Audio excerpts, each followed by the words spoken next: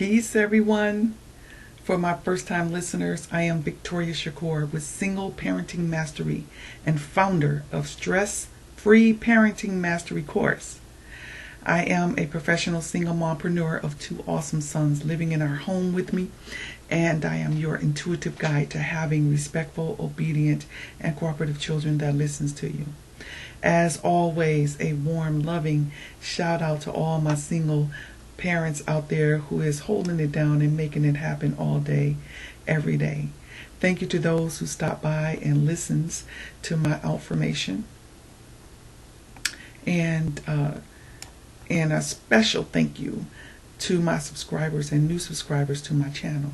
This channel is for parents who really care about the relationship they're having with their children, and they have a desire to create a solid bond of cooperation, establish their authority and a leadership of fostering obedience, and build trust to foster respect.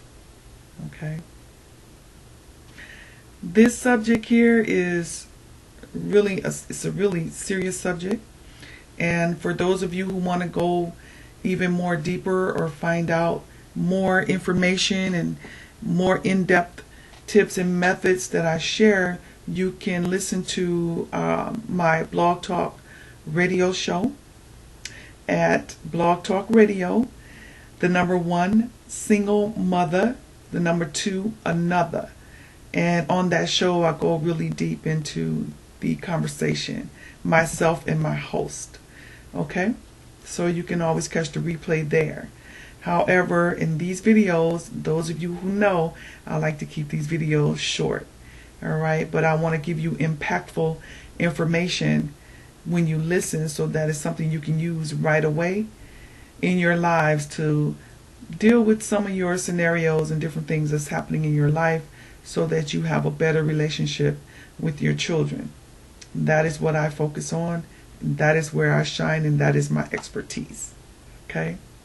So there are some single parents whom children have different fathers. And I did the research on this family, and I found that the University of Michigan Institute for Social Research Studies shows that 1 in 5 U.S. mothers has children with multiple dads. Even though studies from the National Longitudinal Survey of Youth shows that this kind of family structure is found at all levels of income and education. And this type of family structure can lead to a lot more stress for everyone in the family. Okay? Everyone that is involved. And that is because, in part, the women, need to juggle the demands and the needs of more than one dad. Oh, I feel for you. I talk to a lot of women in this position, a lot of single mothers that is in this position, and some fathers as well. And this can be very, very stressful. And the fact that some of the fathers are very much involved with their children's life, while some isn't. This also lends to more stress, because it leaves the single mother in a very precarious position, having to deal with these two dynamics going on in her life and her children's lives. Okay? So let's look at this and go a little bit in on this, all right? Let's look at how this is played out, how it plays out in our child's life. How this may show up disguised as many things other than what it is. Now, in this situation, the son is lashing out at school, being uncooperative at home, disrespectful, and maybe probably mistreating his or her siblings. During a session with a mother in this scenario, the son, whom is older than the siblings' father, does not come to see him, doesn't call him or even send money, for him. while his brother's father comes and picks him up. You see, buys him things and even calls him on a weekly basis. It was easy to see part of his problem, right? He's dealing with jealousy, abandonment, rejection. And you as a mother should be picking up on this, tuning into your child's feelings of not being loved, nor the need of being wanted by his father. And, if this isn't checked while he's young, meaning if this isn't explained to him with honesty, compassion, and without blame of himself nor the father, this behavior will escalate as he gets older. And so some of you are dealing with the aftermath of this right now because you didn't ever check that when he was young. You never had conversation with him. I get parents asking me, Victoria, what is the one thing that a parent can do on a daily basis that will relieve them of a lot of stress or that will enhance their relationship with their children? And that is have conversations. Have consistent, constant conversations with your children. That is the one thing, especially as single parents, that you can have with your children, that you can do on a daily basis. And there's all kinds of things that open up for you to have various conversations. And in this dynamic, the child who has the father that's not being involved in his life, you really should be being honest with him and having a conversation with that child, and not be blaming him or looking at him or treating him as if something is wrong with him. And then you wonder as he gets older why he's not cooperative, why he's disrespectful, or why he's outside having the type of friends that he's choosing to have. You see, he's looking for something that you're not giving him. And you can't compensate or attempt to overcompensate for that missing father. Don't fall into that trap. But you can have a conversation with your child so that he can get some type of understanding of what's going on in his life and why his father isn't around. You see? Because deep down, you're the only one he can see that can control this situation for him or her and make it better. Remember, you're mom. You are God to your children. Remember how you felt that way about your mother and your father. You see? So we have to answer these questions going on in their heads. Like, what did you do to my dad and now he's mad at me? Believe it or not, that's what they're thinking. What happened to my dad? Why my dad won't come see me or call me? Can you imagine how hurtful that is for that child, and to see his brother or sister father being involved in their lives? And I've met some real cool, and shout out to those fathers out there who see this dynamic going on and is willing to involve that other child with the activities that you do with your child when you come and pick up your child. Kudos to you.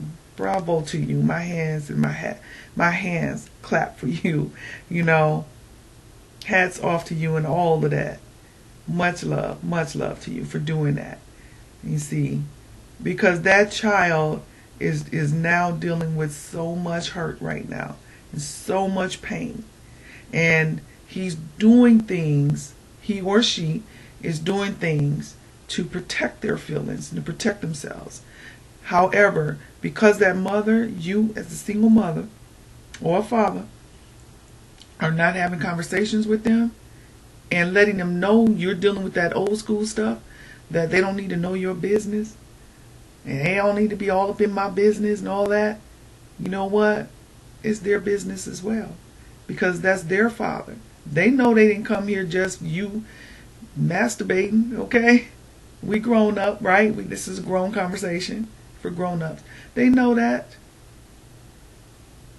So it is your responsibility as a mother and as a father to help him in this situation that you caused.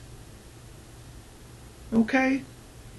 And yes, you did cause it because you decided to have the child and you decided to take that on, that responsibility on.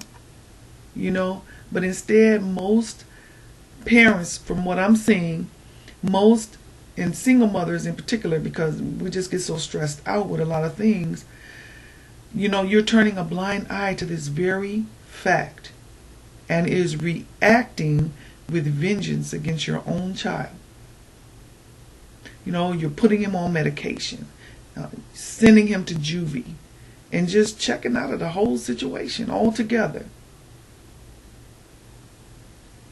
You know, and some of you are attempting to compensate by buying him everything he asks for, you know, letting him do whatever it is that he wants to do, and even taking up for his rude and insulting behavior at school.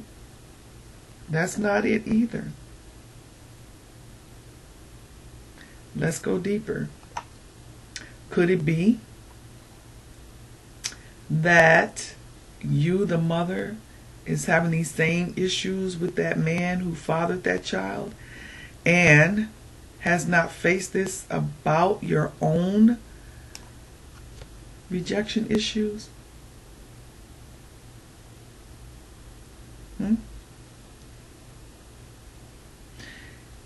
You are dealing with some things as well. And because you are dealing with some things, you're unable to help your child because you have to help yourself first. And that's the truth. And I see this a lot on a daily basis, family.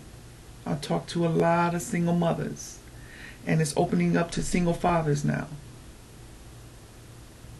You see? So you're having some issues with that man who fathered that child, and you have not faced this about yourself yet. See, you're not with the first child's father, maybe the second one either. And then you got this third one.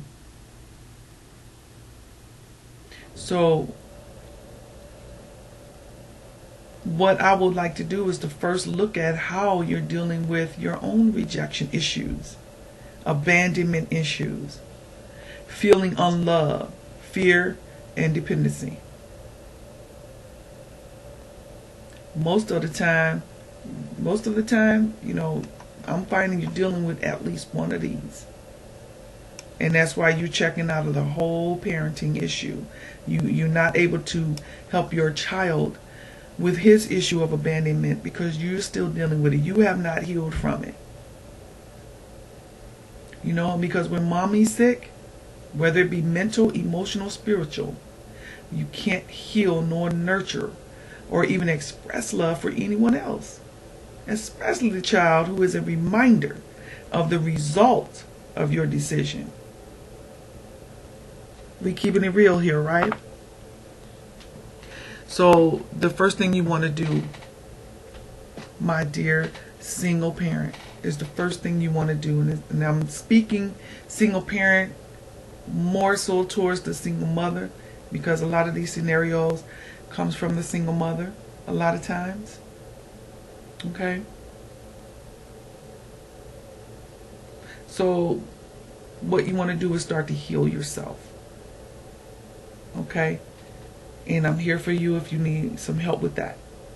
But you want to start to heal yourself. Start to get real honest with yourself. Look yourself in the mirror. Ask those questions and get real honest. Nobody else is around. It's just you. You can do that. See, because you're going to have to heal yourself first before you can come clean with anyone else. You're going to have to come clean with yourself. Face the fact that you made a bad judgment for yourself, okay? You just made a bad judgment. We all do it. Own the experience and tap into what you learned about yourself with no judgment, okay? No judgment. Just be aware of it, you know? Just become really aware and tap into that, you know? And forgive yourself. Start forgiving yourself for that. Do your best to be aware if you still have feelings for that guy. Okay? Be aware of that. And I'm smiling because you know, some of you know what's going on, and you know I'm telling the truth about it. You still got feelings for him. Because if you didn't, you wouldn't be feeling abandoned. You wouldn't be feeling rejected, especially by him. All right? So do your best to bring up those feelings so that you can deal with it, so that you can start to let go. Confess to yourself the fact that if it was a one-night stand and you had that child, you need to go on and own up to that. And that's why he's not around. All right? And you were acting irresponsibly, immature. Maybe you was drunk or whatever, even if you felt that you really didn't want the child in the first place. Now ask yourself, do you really love this child? Because here's the thing, once we can uncover what's happening inside of you, the mother, then your healing process will start to begin. And then you now can start to help your son through his demons, of abandonment, jealousy, neglect, and start to mend your relationship with your son. Do your best to be aware if you still have feelings for him and need to let go of that. Okay? And also, here's the thing too. Allow your son to ask as many questions as will come to his mind. You see, because this will start to release those demons inside him when you allow him to do that. Answer all of them as best you can. This will bring you closer and start to amend your relationship. Explain that his father not coming around has nothing to do with him, or anything that he did or didn't do. It's the father's decision, and no one can control that, if this is true. Okay? Be honest with him. And the reason I say if this is true, because, some of you are not allowing the father to be a part of the child's life because he don't have anything to give, or, he don't have any money, and all of this stuff. And this is sad, because this is buying into the colonist, what I call the colonist idea of being a father. Some scenarios is of fathers who don't come around nor call, but send money. And we're cool with that as long as he's sending that money, right? So let's not define fatherhood with these shallow ideas. Assure him that you see how, his siblings' dad come around, and that can be hurtful, for him, but that he must rise above it and not let those feelings control him to where he wants to hurt someone or be angry all the time. You see, during the conversation.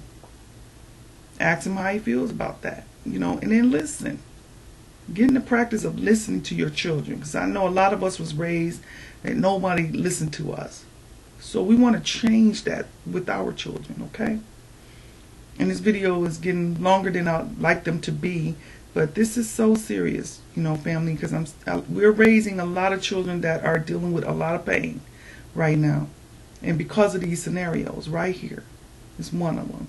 So do this periodically, until he purges himself of all of that hurt and that pain.